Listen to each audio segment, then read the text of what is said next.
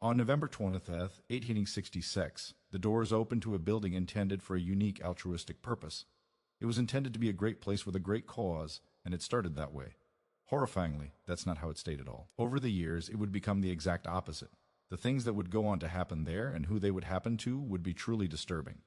This is the story of the Gettysburg Orphanage, and as always, viewer discretion is strongly advised. Muse from the outside, and especially as a Canadian, the American Civil War feels like something most Americans grow up already knowing. It's one of those historical events that seems to almost exist in the background of American life. People know who the Union and the Confederates were. They recognize the names of major battles and generals, and they know which presidents were involved. And that makes complete sense. It was by far the deadliest war ever fought by Americans. And the changes that set in motion reshaped the country in ways that are still felt today. You'd probably rank it as one of the most important events in the nation's history. What might come as a surprise to some American viewers, though, is how little of that familiarity carries outside the United States. In my experience, non-Americans usually know the broad historical outcome and maybe recognize names like Gettysburg or Robert E. Lee, but often only as vaguely familiar references. So, for the American viewers of the channel, the beginning of this story may sound familiar and even a rehash of common knowledge. And then for the non-American viewers who have little interest in the Civil War, this may feel like it's going a bit deeper than you'd normally care for, but it's just for a short little bit of context for the rest of the story. Anyways, in the late spring of 1963, the American Civil War reached one of its most consequential turning points. Just weeks earlier, Confederate General Robert E. Lee had won a stunning but costly victory over Union forces at Chancellorsville, Virginia. But although it was successful, the battle left Lee's army depleted and operating in a region already stripped of food and supplies by 2 years of the war. He would then go on to make a calculated gamble. Rather than wait for the Union army to recover and attack again, he chose to carry the war north. This would be only the second time a major Confederate army crossed into Union territory, and the first on such a scale. This invasion also came with immediate practical benefits. Confederate troops could live off the rich farms of Maryland and Pennsylvania, easing pressure on Virginia's civilians and supply lines. But the political stakes were even higher. A Confederate victory on Northern soil might weaken Northern morale, influence the upcoming fall elections, and possibly pressure the Lincoln administration towards negotiation. Lee's ultimate goal then became to destroy the Union's main army in a single crushing battle. If that could be done in the North, the Union war effort could be thrown into chaos. And this all culminated in a battle in the town of Gettysburg. Interestingly, neither Lee nor the Union general intended to fight at Gettysburg. The town itself had no inherent strategic value, but it sat at the intersection of several major roads, making it a natural point of contact for armies. Early on the morning of July 1st, a Confederate division advanced towards Gettysburg, apparently looking for supplies, particularly shoes.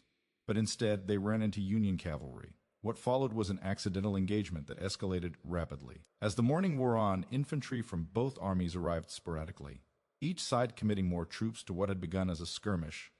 And then Lee, recognizing that a battle was unfolding, ordered his forces to converge on Gettysburg. This was the opportunity he had been waiting for. The Union line was thin, poorly anchored, and vulnerable to attack from multiple directions.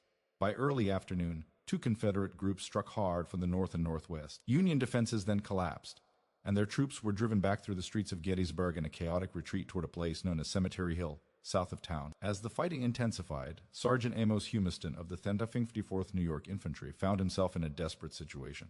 His group was helping cover the withdrawal of Union troops falling back towards Cemetery Hill. He and other members of the 154th took cover behind a picket fence near a brickyard on the edge of town. Before long, though, they were hit by heavy fire from 2 advancing groups, and it was only a matter of time before their line broke away. When it did, Amos ran, trying to reach the safety of the hills south of Gettysburg. But he didn't make it far. He was shot and mortally wounded and collapsed not far from where he had been fighting. As the noise of battle faded around him, Amos reached for something that he had kept close since he received it. It was a small photograph of his 3 children that his wife had mailed to him only weeks earlier. Holding the photograph and likely thinking about the children he'd be leaving behind, Amos died on the first day of battle.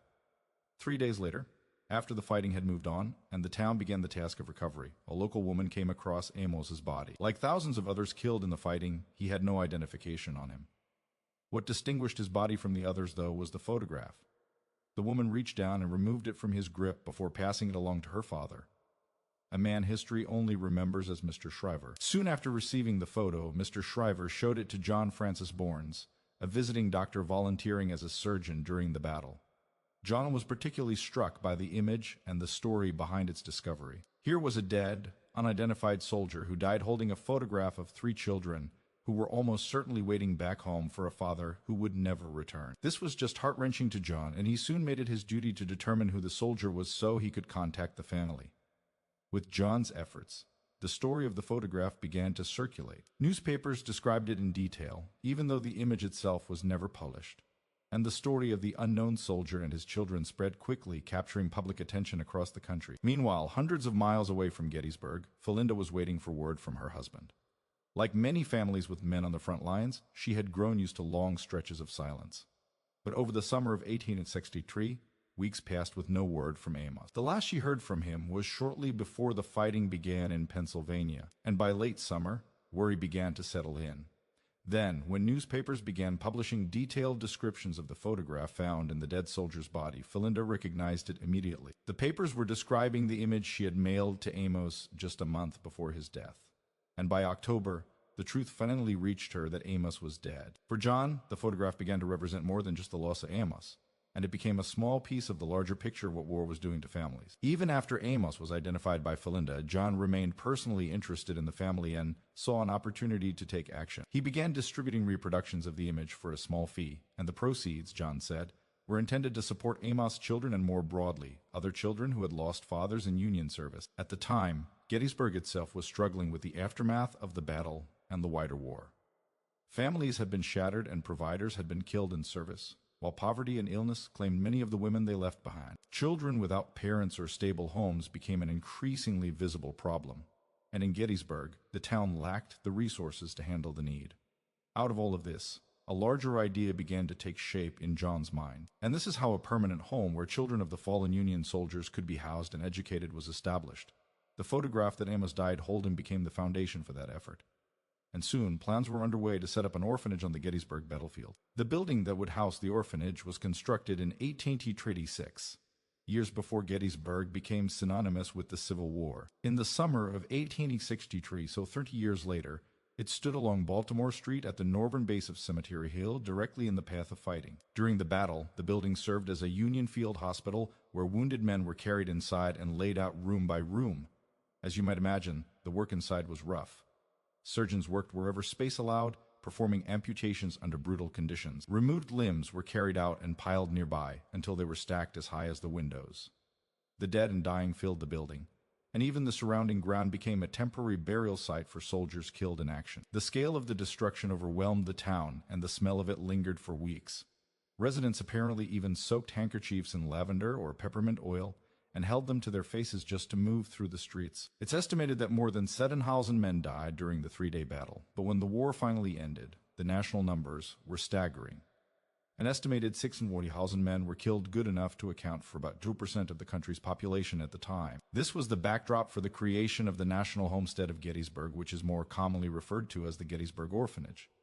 It was one of the first of its kind established after the war, and for the community of Gettysburg, its location in the middle of the battlefield felt appropriate. A place that had seen so much suffering during the battle would now be used to care for its youngest victims. At least that is how it was seen at first. The Gettysburg Orphanage officially opened its doors on November 28, 1866. And among the first to arrive there were Felinda and her 3 children. She had been asked by John to be the home's first head matron, and she agreed to move to Gettysburg to take the role. In its earliest days, the homestead housed roughly 30 to 35 children, but the numbers quickly climbed. As more orphans arrived, the building grew crowded, which prompted the construction of an addition to accommodate as many as 18 to 100 children at a time. Despite the limited space, though, the atmosphere inside the orphanage was largely positive. Children were fed regularly, clothed, properly educated, and given plenty of free time. They also played outdoors and attended community events, where they were a visible and heartwarming part of life in the town. It would go on to be so successful that it drew attention and visits from prominent figures, including Union General and future President Ulysses S. Grant. For many, the home was just evidence that the country was trying to care for children left behind by the war. But unfortunately, the stability the orphanage enjoyed wouldn't last. 3 years later, in 1899, Felinda remarried and moved away to Massachusetts, leaving behind a massive void at the orphanage. The board then turned to John for guidance on what to do next. He then recommended a woman named Rosa Carmichael and presented her as someone uniquely qualified for the position. Rosa claimed to have extensive experience with children and described herself as a strict disciplinarian. This, along with John's endorsement, carried a lot of weight, and in 1870, Rosa was approved by the board as the new head matron. Immediately upon her arrival, though, the atmosphere inside the orphanage changed. Under Felinda, the children's experience had been marked by routine, structure, security, and stability. But Rosa's approach centered on rigid discipline and harsher punishment. She had never been married and had no children of her own, and by many accounts, she seemed to have little patience for the ones under her care. At first, these changes may not have been obvious to outsiders. The orphanage continued operating as it always had, and there was little oversight from authorities. It was a private institution, and as long as the children were housed and fed, a few questions were asked. Inside the building, however, the tone had shifted. The children became quieter, and were seen playing outside far less often than before, and it seemed that the sense of safety and balance that had once defined the home had been replaced by fear. As Rosa settled into her role, meals grew smaller and less frequent. Clothing also went unrepaired and unreplaced, and accounts of former orphans and information learned in later investigations painted a consistent picture of neglect and mistreatment. She apparently relied on humiliation and physical suffering to enforce obedience. Orphans would be attacked or left isolated for long periods of time, cut off from contact with anyone else in the building. In the basement of the orphanage, older orphans were often shackled to the walls by chains, while younger ones were subjected to punishments designed around their size. Since the shackles were too large for the tiny wrists of the youngest, Rosa designed a disturbing punishment for them. She would place them inside barrels filled with cold water and tie their wrist to the sides to keep them from slipping under. For those barely taller than the barrels themselves, the strain was extremely painful and exhausting. Then another of Rosa's punishments involved forcing them to stand for hours at a time. They were often placed on chairs or tables in order not to move. When exhaustion inevitably set in and they collapsed, they were punished again for disobedience. Then some of the harshest punishments took place in a small, windowless space in the basement known among the children as the pit. It measured only a few feet across and sat at the end of a pitch-dark passageway, and the orphans sat there were tied or shackled to the walls and left in total darkness for days at a time. Some accounts even describe rats biting at their feet while they were restrained. This discipline extended beyond the building itself, too. In the yard behind the orphanage, they were sometimes tied to a split-rail fence and left exposed to the heat of summer. Former orphans also later recalled being left there for long stretches while stray dogs wandered nearby and snapped at them as they stood helpless. As you might imagine, the overall effect of these practices on orphans of Gettysburg was devastating. Orphans who arrived already traumatized by war and loss were subjected to a type of cruelty that broke them down even further. This went on for years unchecked, and the pattern of mistreatment might have continued indefinitely, if not for a series of events that finally forced attention on what Rosa was doing. One of the children at the orphanage during its operation was a boy named Robert Turner. At some point during his confinement there, Robert died mysteriously. In response, Rosa reported nothing beyond vague claims of illness. No doctor was called, and no record of Robert's death was made. Instead, she simply secretly buried him in the backyard of the orphanage. It wasn't until much later that officials learned of this and got involved. When Robert's body was exhumed and examined, however, his cause of death wasn't found to be illness. It was starvation that killed him. And the revelation of this confirmed what rumors around the town were starting to hint at. Around the same time, other incidents added to the growing concern. On Christmas Eve in 1876, cemetery caretakers walking home from a church service passed orphanage and heard an orphan crying for help from behind the building. They quickly went to investigate where the noise was coming from, and they found a boy named Georgie London locked inside an outhouse on a freezing night. Rosa had apparently placed him there as punishment and left him to endure the cold alone. Simultaneously inside the orphanage, the children were becoming increasingly desperate. One of the older boys, Richard Hutchinson, was known to act as an enforcer for Rosa. The other children actually used to call him Stick Boy because he used to walk around with a stick and use it on the others at Rosa's urging. Despite this role, though, Richard ultimately became one of the key figures in exposing what was happening at the orphanage. One night, he snuck out and walked roughly 20 miles to a neighboring town called Waynesboro. There, he alerted authorities to the treatment of the children at the Gettysburg Orphanage. This act alone also makes you wonder if his obedience was simply a way to keep attention off of himself. But in any case, public concern grew even more in the spring of 1876, when the orphanage children failed to appear in Gettysburg's annual Memorial Day parade. For years to that point, they had marched to the National Cemetery to place flowers in the graves of fallen soldiers, and their absence in 1896 was immediately noticed. Locals began asking more questions, and eventually the Gettysburg chapter of the Grand Army of the Republic stepped in and began to look into the claims. As a result of that investigation, Rosa was arrested and charged with multiple counts of cruelty to children. In court, she was found guilty on only one of the charges, the one related to Georgie being locked in the outhouse on Christmas Eve. The penalty for this crime was a fine plus court costs, and she was ordered to leave Gettysburg. This was actually the harshest punishment legally available under the circumstances for a woman at the time, but to many it was nowhere near enough. Rosa denied all accusations against her, claimed the charges were fabricated to destroy her reputation. She apparently even refused to leave the town and returned to the orphanage to continue overseeing the children for several more terrifying months. But then something interesting happened. Just as quickly as she arrived in town, Rosa simply vanished one night, and no one knows what became of her. Her disappearance fueled speculation in town as word spread of her departure. At the time, birth records were inconsistent, and identification was easy to alter, making it possible for someone to change their name and start over elsewhere without much difficulty. She could have simply left and found work in another town under a new identity. Some suspected that she may have reconnected with John, who helped her find work elsewhere. Then there was also the dark rumor that local citizens who were outraged by what had happened to the children took matters into their own hands. The story goes that she was murdered by a mob and buried somewhere in a field outside the town. None of these theories, however, have ever been proven, and Rosa's ultimate fate remains lost to history. What is documented, however, is how the story finally broke beyond the town limits of Gettysburg. In June of 1877, details of the treatment at the orphanage were published in a Philadelphia newspaper, bringing wider attention to what had occurred in the homestead. With public scrutiny growing and confidence in the home shattered, the end came quickly as the orphanage closed its doors for good in December of that year. With Rosa gone and the children moved to other institutions, the worst of it was over, but the story of the orphanage wasn't. As attention faded from the horrible things that happened there, the spotlight began to shift onto John, the man whose fundraising efforts and public image had helped bring the orphanage into existence. While John presented himself as a man moved by the story of Amos and his children, later revelations showed that much of the money raised for the orphans never reached them. John was apparently skimming off the top of donations, and funds intended for food, clothing, and education were diverted into his own pockets. Apparently, even the original image Amos died holding was never returned to his family, and was likely sold for John's own profit. He was never meaningfully held accountable for these actions either.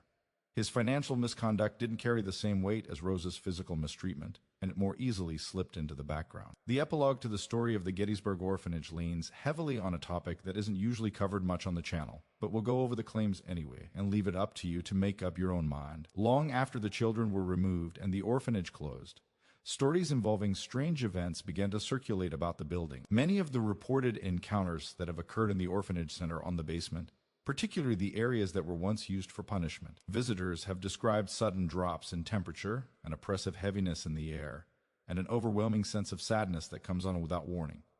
Some even report hearing the faint voices of children whispering or crying softly despite the rooms being empty. Other accounts describe physical sensations.